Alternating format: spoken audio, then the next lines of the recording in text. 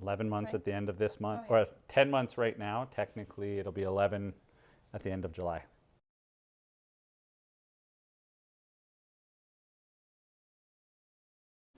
I love the sunlight that comes in it.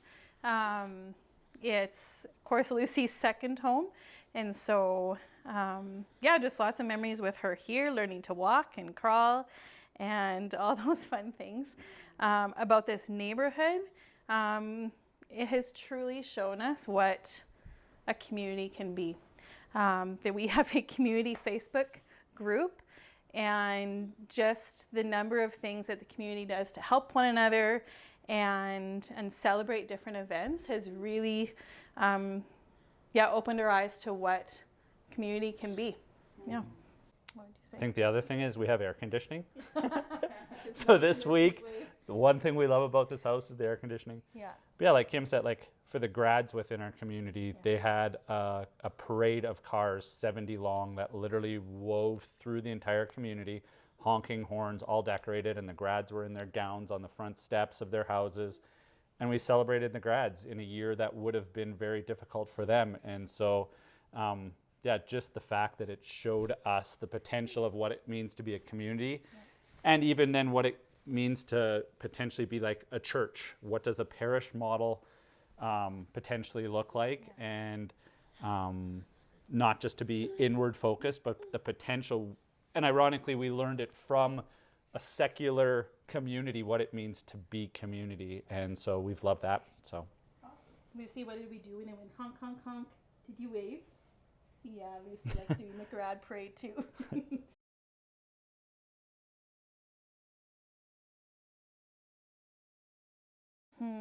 I think for me, the pandemic season has been becoming a mom. Lucy was born 2 days before the pandemic was declared, so that's kind of all we know is kind of doing it on our own without, the community that would normally be a part of, even welcoming her and just kind of walking alongside us. It was definitely from a distance.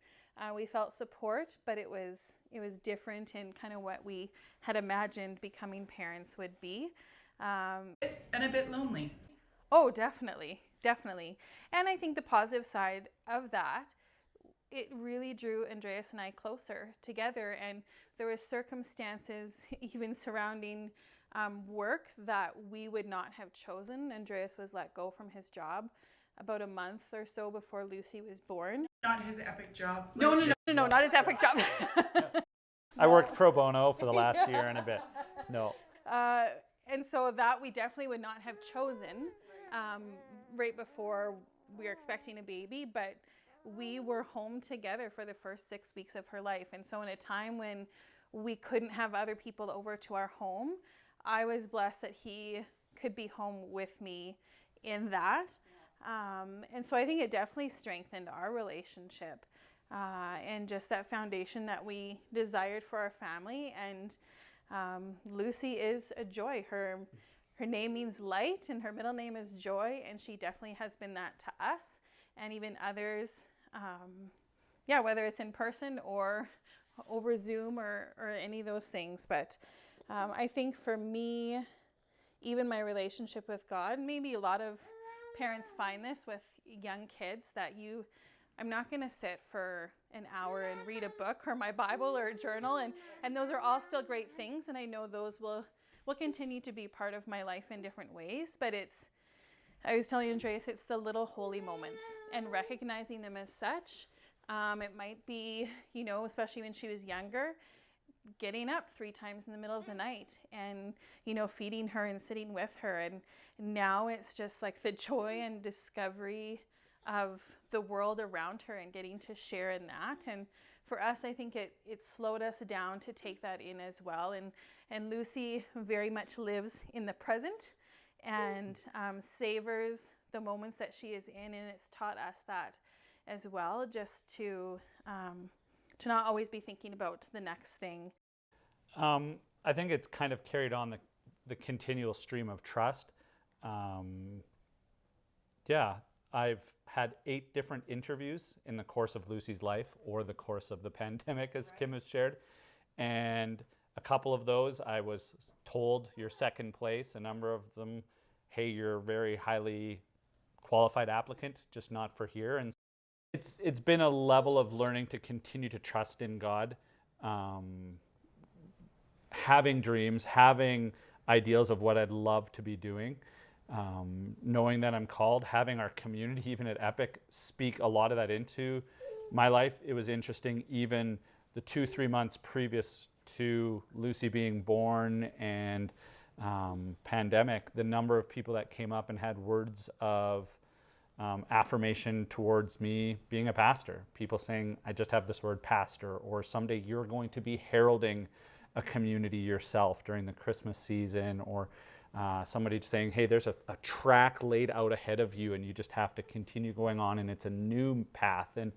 And so that was affirming, and yet something that was hard, because as a visionary, you want to see the results now. You want to see, what does this mean in the immediate? I think where it really kind of rubber met the road was in March. Kim went back to school and I became full-time dad at home.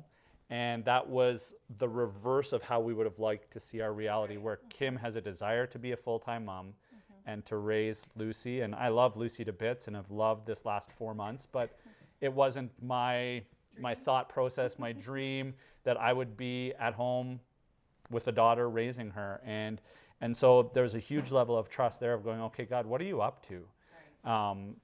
We know there's a calling in a sense for us vocationally towards pastoral, but there's also a calling for us as a family and what that lives, how we live that out. And so continuing to trust and like Kim shared, well, we need to focus on today.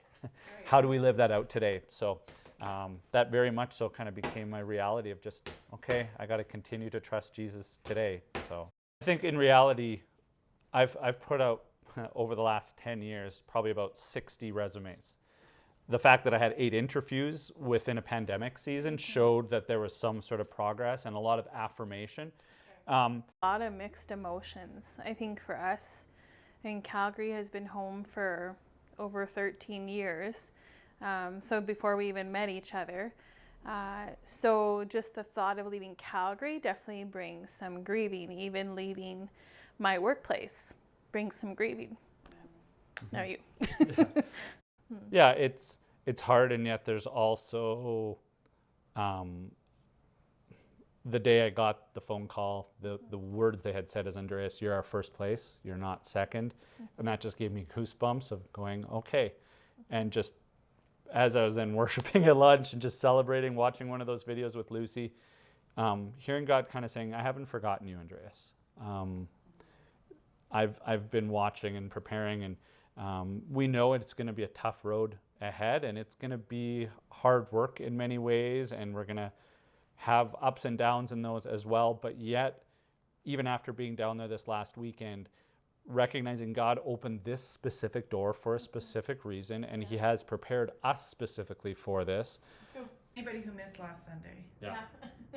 the open door is that you're going to be pastoring a church in Medicine Hat. Yep. And it's a bit of a reboot. Yeah. So when you say some hard work, you know that there's some health and some growth and some things to put your hands to. Yeah. I mean, we were there this last week, and we're the youngest people in the church by Like 10, 15 years. Yeah. Like Lucy is our children's group at this point, and there's a number of families that were away, but it's a relatively older community. And so, and yet they have a heart to see what can be and to continue to be as a church. But it's going to take a fair bit of change and discerning and transition in that season. So Right. I already have ideals and plans and strategies as to what would be the church we would want to be a part of. But it's now remembering to be present in the day, which was one of those values to go, no, we need, it's the long game. It's a 5-year process of growing and developing. It's not within a year we want to be a church of my vision, right? And so that has very much so been something we've learned, is just the slowing down, be in the now. So here's when the pandemic lessons come into focus.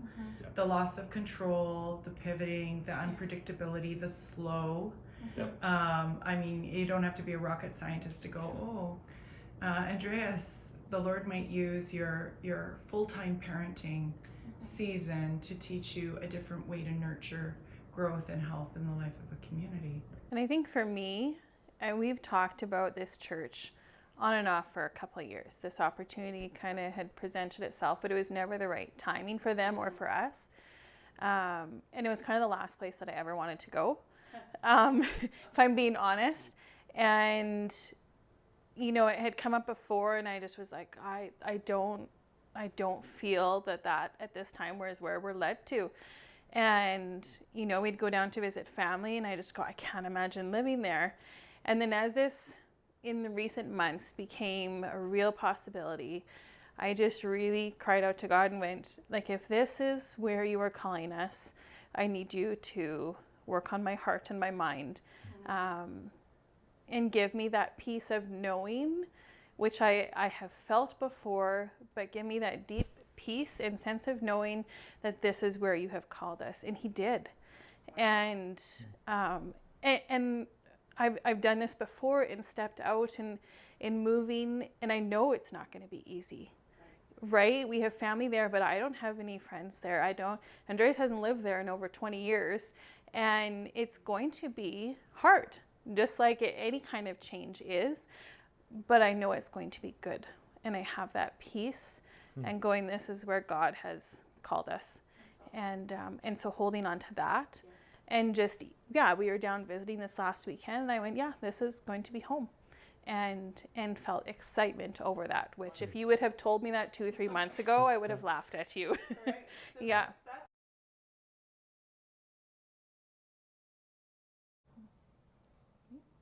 Yeah. There's a lot of values and the heartbeat of Epic that I think we take with us to want to embody in that church. And that will take a different cultural look and a different, it will look different, but I think the value will be the same. The value of children, like we've said already, even though there isn't a lot of kids are not going to be an afterthought as well. We want them to be a high priority within the church. Communion, gathering around the Lord's table regularly, and even just the table as a whole.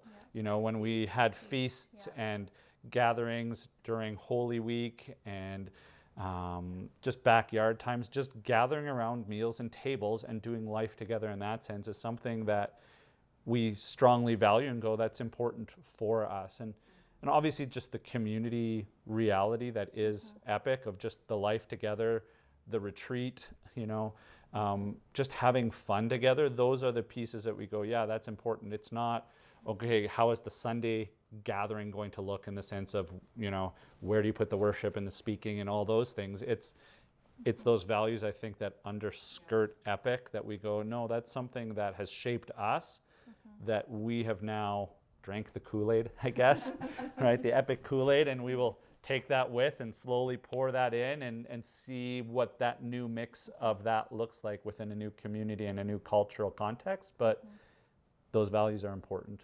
So I think even just that sensitivity to the Holy Spirit, and the phrase that we so often hear, that the eyes to see and ears to hear, and a heart to obey, that it's become a part of who we are, and just even how we talk in our everyday life, and so to carry that forward as well. It's translated into being a mom for me. Looking for those moments. Maybe it's even conversations at the playground, but having that transfer to our relationships with our new church as well. Yeah. I think I've mentioned it a few times, and just from the lessons that I've learned in the last year, but